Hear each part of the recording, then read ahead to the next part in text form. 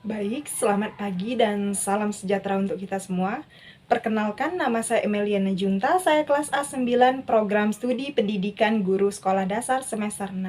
Nah, di sini saya akan membuat satu buah pembelajaran untuk memenuhi tugas mata kuliah Apresiasi Seni Sastra SD. Nah, baik, kita langsung saja. Hai anak-anak, selamat pagi semuanya. Apa kabar kalian hari ini? Puji Tuhan. Nah, di sini apakah anak-anak semua sudah siap untuk mengikuti pembelajaran kita pada hari ini? Baik, kalau kita sudah siap semua, kita langsung saja masuk ke materi kita ya. Apakah anak-anak sebelum Ibu masuk ke materi, apakah anak-anak tahu materi kita pada hari ini itu apa? Nah, baik. Materi kita pada hari ini ialah kita belajar tentang sebuah cerita. Nah, di mana sebuah cerita ini berbentuk cerita fiksi. Nah, di sini Ibu ada satu buah cerita. Nah, anak-anak simak dengan baik ya. Nanti setelah Ibu selesai membacakan satu buah cerita, Ibu akan menanyakan atau mengajukan sebuah pertanyaan yang berbentuk kuis seputaran cerita tersebut. Nah, baik anak-anak, judul ceritanya adalah Asal Mula Telaga Warna. Dahulu kala di Jawa Barat, ada raja dan permaisuri yang belum dikaruniai anak. Padahal mereka sudah bertahun-tahun menunggu. Akhirnya, sang raja memutuskan untuk bertapa di hutan. Di sana, raja berdoa kepada Sang Maha Kuasa. Raja meminta agar segera dikaruniai anak. Doa raja pun terkabul. Permaisuri melahirkan seorang bayi perempuan. Raja dan permaisuri sangat bahagia. Seluruh rakyat juga bersuka cita menyambut kelahiran putri raja. Raja dan permaisuri sangat menyayangi putrinya. Mereka juga sangat memanjakannya. Segala keinginan putrinya pasti dituruti. Tak terasa putri raja telah tumbuh menjadi gadis yang sangat cantik. Hari itu dia berulang tahun ke-17 tahun. Raja mengadakan pesta besar-besaran. Semua rakyat diundang ke pesta. Raja dan permaisuri telah menyiapkan hadiah yang istimewa berupa kalung. Kalung terbuat dari rantai permata berwarna-warni. Saat pesta berlangsung, raja menyerahkan kalung itu. Kalung ini dari kami. Lihat, indah sekali, bukan? Kau pasti menyukainya, kata raja. Raja bersiap mengalungkan kalung itu ke leher putrinya. Sungguh luar dugaan. Putri menolak mengenakan kalung itu. Aku tak suka kalung ini, ayah, tolak putri dengan kasar. Raja dan permaisuri terkejut. Kemudian permaisuri berusaha membujuk putrinya dengan lembut.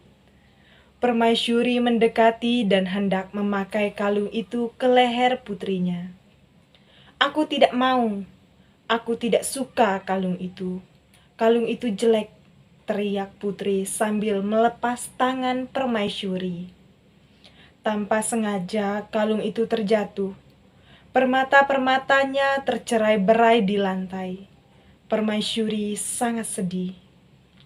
Permaisuri duduk dan menangis. Tangisan permaisuri menyayat hati. Seluruh rakyat yang hadir turut menangis. Mereka bersedih melihat tingkah laku putri yang mereka sayangi. Tak disangka air mata yang tumpah ke lantai berubah menjadi aliran air. Air menghanyutkan permata-permata yang berserakan. Air tersebut mengalir keluar istana dan membentuk danau. Anehnya, air danau berwarna-warni seperti warna-warna permata Kalung Putri.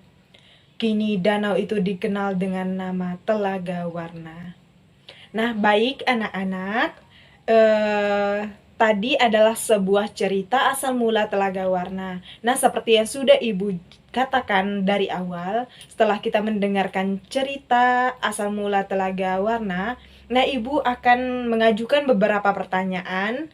Nah, pertanyaan yang pertama itu, siapakah tokoh yang terdapat dalam cerita asal mula Telaga Warna itu? Baik, tokoh yang terdapat dalam cerita itu seperti raja, permaisuri, dan putri raja. Kemudian yang kedua itu, apa jenis kelamin anak raja dan permaisuri? Nah, anak-anak tahu? Baik, jenis kelaminnya yaitu perempuan. Kemudian yang ketiga, di manakah raja melakukan pertapaan? Nah, raja melakukan pertapaan itu di hutan. Baik, yang keempat itu, apa hadiah yang raja dan permaisuri persiapkan untuk ulang tahun anaknya?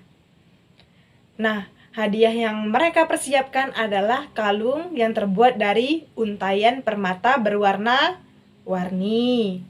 Baik, terus pertanyaan yang selanjutnya, mengapa permaisuri bersedih dan menangis? Nah, permaisuri bersedih dan menangis karena sang putrinya menolak kalung pemberian yang akan dipakai di lehernya.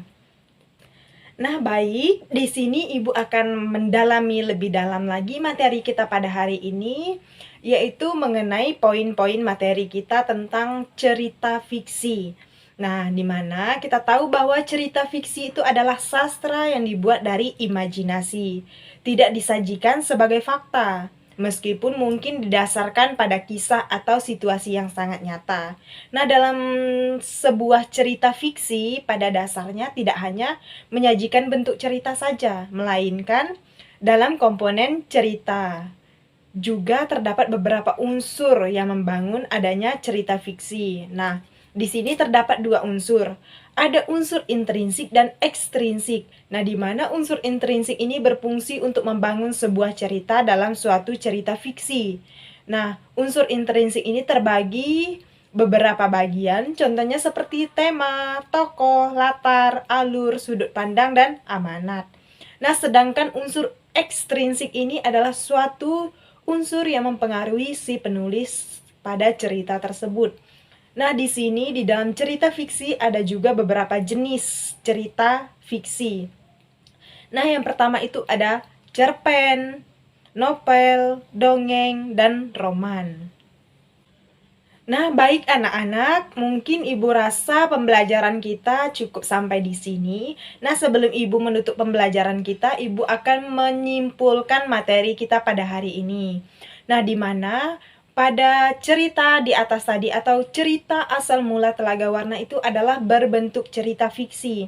Nah, di mana kita sudah mendengar cerita tersebut, dapat kita simpulkan bahwa kita sebagai seorang anak itu tidak boleh durhaka kepada orang tua, dan kita juga harus menghargai serta menghormati mereka.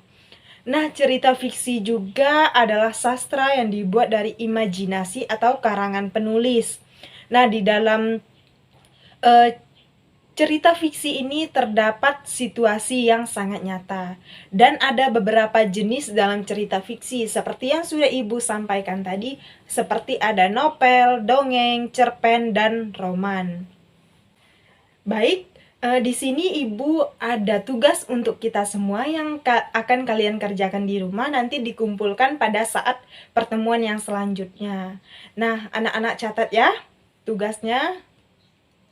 Yang pertama itu, bacalah kembali cerita asal mula Telaga Warna itu di rumah.